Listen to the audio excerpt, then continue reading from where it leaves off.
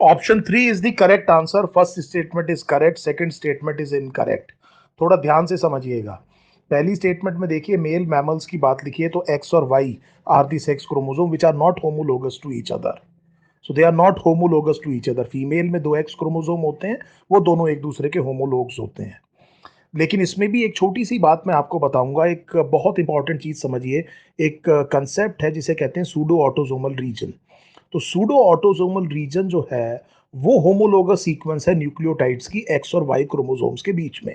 No doubt about it. लेकिन पूरा का पूरा क्रोमोसोम को आप एक दूसरे का होमोलोग नहीं कहेंगे, एक्स और वाई क्रोमोसोम का। ये बात याद रखिएगा।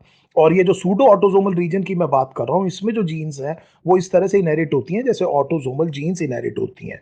और दूसरी बात ये याद रखिएगा कि पहले तो आपको ये समझ में आ गया कि पूरे के पूरे क्रोमोसोम को आप होमोलोग नहीं कह रहे हैं, और मैंने अलग से डिफाइन कर दिया सूडो ऑटोसोमल रीजन को। इसीलिए क्यों मैं सेकंड स्टेटमेंट को गलत कह रहा हूं, मुझे उम्मीद है आपको समझ में आ गया होगा।